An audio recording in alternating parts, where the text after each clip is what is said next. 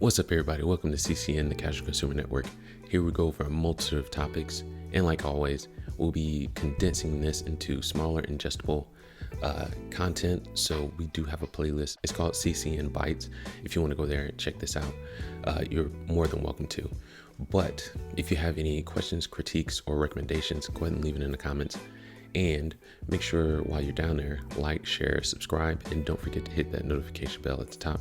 Make sure you're alerted when new videos come out. So for this first segment, we're going to be talking about the PS5 controversy. I know we talked about PS5 in the last video, but more has come out. So just to give you a little bit of a backstory of what's going on, PS4 went through an update and users saw that their voices will be recorded, and Sony came out and clarified and said that it's only for the PS5 because it's integrated into the system, so they won't be initiating this until people actually have the PS5 in their hands or in their homes. I don't agree with this at all. And they clarified even further, because people didn't like that explanation either, and they said that it was going to be primarily only for harassment purposes, to stop cyberbullying and to cut down on cyberbullying and things like that, which I totally can understand where they're coming from with that. As they say, the road to hell is paved with good intentions, but there are three reasons why I don't like this, and we'll go through those one by one. The first reason is totally taking out of the equation that gamers talk smack online. That's just how it is, and it's been that way for a very long time since they implemented online gaming. So I don't see why now is becoming such a humongous problem. Leaving aside if the actions of the person is rising to the level of criminality, which we have the authorities to take care of that, just turn off the game or play the campaign. So the consensus is still out whether or not some of this will be illegal in some states or not, because people being recorded without their knowledge. But I'm not a legal scholar. I don't know the ins and outs of that, but I know that is still at the forefront of some people's minds, whether or not whether or not it's legal for them to be recorded without their knowledge. If you don't like the way that somebody's talking to you online, just cut the game off and play the campaign, play the game, the story mode, or whatever. It's not up to Sony to micromanage that kind of behavior. Secondly, in the same vein as that, it leaves too much room to exploit this kind of system. What's harassment to one person isn't harassment to another. If someone's playing online and they play with their friends and they talk a certain way and play a certain way, someone on the other side of the country might take offense to it, and so they record them and send it to Sony's moderators for harassment claim, and Sony comes to the conclusion that it was harassment and ban them. I don't think that is something that Sony should be doing. And thirdly, I don't think that Sony should be the judge, jury, and executioner of all this. We don't work for Sony. Just to give you a little bit of background on me, I'm a truck driver by trade. In some of these trucks, they have cameras and it records 30 seconds constantly. In case you get into an accident, and it can stop it and then review the last 30 seconds leading up to the accident, make sure that you're not liable for that accident. Totally makes sense in that case. But in this case, I don't think that Sony is in a position to be able to micromanage, or should they be micromanaging the consumer. You provide a product, I buy the product. That should be the extent of our interaction. Nothing further than that. So I think they're overstepping their bounds, and barring Microsoft doing something as crazy as this, I will be getting an Xbox Series X instead of a PlayStation 5. I've been a humongous fan of PlayStation, of Sony, since 95, since the PlayStation 1 came out, and I'm letting all that go. 25 years of gaming with Sony, I'm letting all that go because of this crazy policy that they decided to implement. I don't think the Xbox is inferior in any way whatsoever. I just think that PS5 provides the kinds of games that I absolutely love.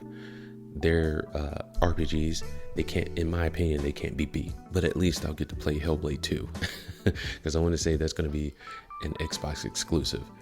Moving on to our next segment, we've got Smite, the MOBA. I'm not really into MOBAs.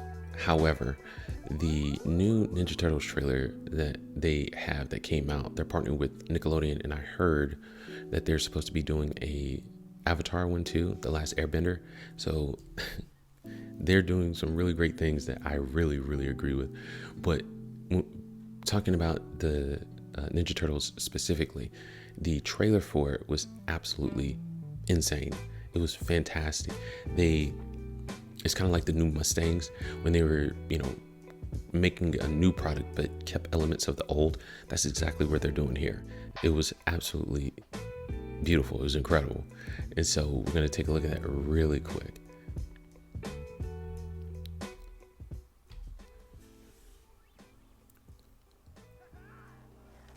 Starting out, Mikey is Mikey, and he looks so good.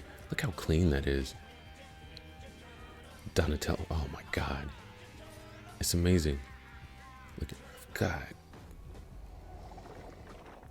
Man. And you can tell they really captured the essence of this. All these guys look amazing.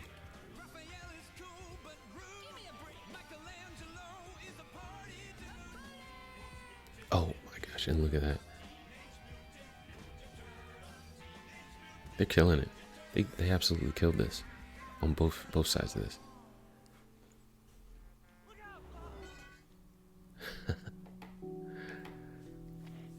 And so my question is how come we can't get a proper video game? I know that Smite's doing it, but I mean an actual Ninja Turtles video game showcasing the beauty, showcasing this kind of animation. We can't get a movie that way, and we can't get a proper game. I've stuck with it because nostalgia reasons. Ninja Turtles was a huge part of my life growing up. The games, the cartoons that came out back in the 80s, and I'm wondering why we can't get a remake that looks like this. The new movies that came out, they weren't up to par, but I settled with those because my son was just getting into, this kind of thing. He loved the Ninja Turtles now. He loves those movies. And by default, I love them too because I love that he loves the Ninja Turtles. But the only real awesome remake that we had is the Nickelodeon series. And I'm not talking about the brand new one. I'm talking about the second to last one that they had. That one was on point. They did a fantastic job. The story was great. The animation was great. And it really kept the charisma of the Turtles. It got a little dark, which I can appreciate, but it really kept that feel of the 80s cartoon.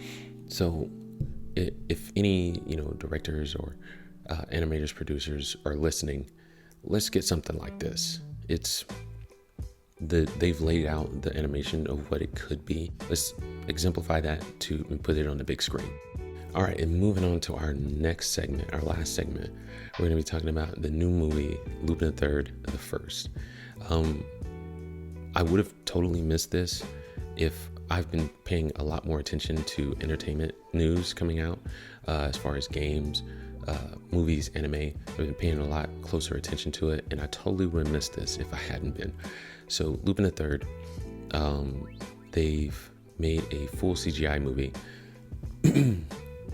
It was released in Japan last year, December, and it released in select theaters this year for the US. It will be releasing to streaming services December, I want to say the 18th of this year. So I saw the trailer for it. I saw both the Japanese version and the English version. Both are exactly the same except for the language. Talk about perfect adaptations. this is definitely an example of that. The voices are, oh my gosh, they're on point. The humor is on point. The action is fantastic. They've really brought it to the big screen in a very, very good way.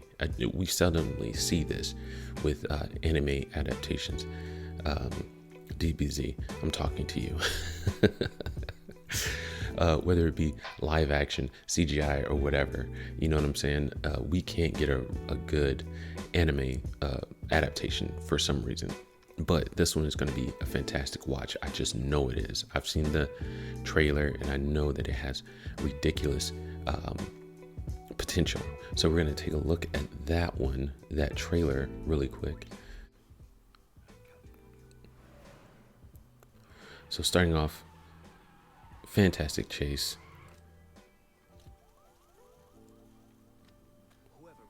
Beautiful, beautifully edited. Everything looks so clean, so sharp. And there's the man. Oh, goodness gracious.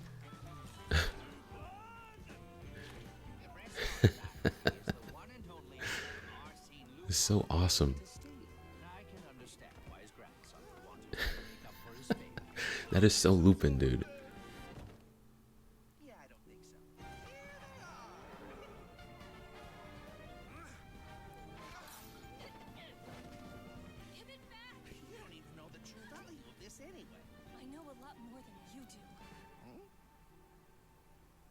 It looks so good. It's like you're watching the anime, but it's so much more than that. You know what I mean? I can't really explain it. I can't put it into words, but it's like I'm watching the anime just on a grander, way grander scale.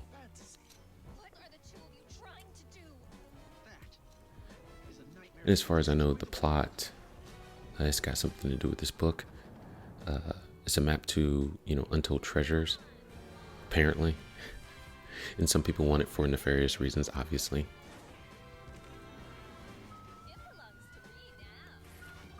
But they really captured all of them.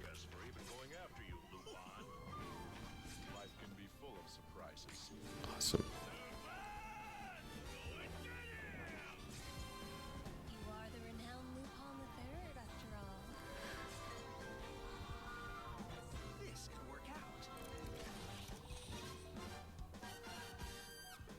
Awesome. Right on. There was a really interesting interview on Polygon with the director, Takashi Yamazaki. And it was essentially, why does he think that CGI won't be accepted by the anime community? Anime purists is what he called it. Was the name of the article. And he just said that people, basically, and I'm going to summarize what he said. He just said that they view hand-drawn as more of an art than CGI. And he said the reason why he's doing CGI is because it makes it easier on him.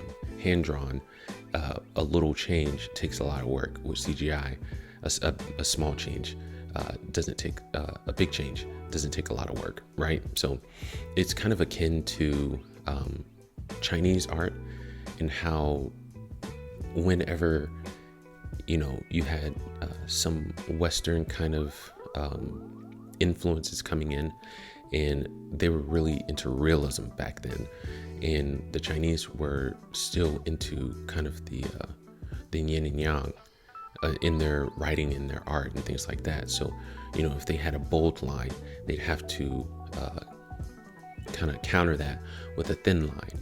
And that was the kind of art that it was more of a spiritual thing also.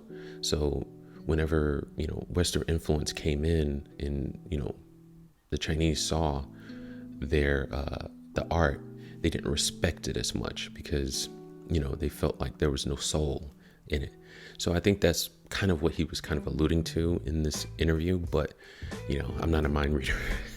I'm not a mind reader or anything like that. So I can only go off of what he said and what he explained, but it just seems like those parallels are there. And, the purist kind of way of thinking is there. Like I said, it'll be releasing on stream December. I'm definitely going to be catching that. I don't think they have any theaters here that are going to be playing this movie, so I'll wait for it on stream. No big deal. It'll be next month or in a couple of months. No big deal. That's definitely worth the wait for me. Talk about nostalgia is definitely one of those things, but it's an actually great series and a great story, so I'm all in on that. But anyway, like I said before, go ahead and like, share, and subscribe if you like this video. It really helps us out, and I hope you guys have a good day. Peace.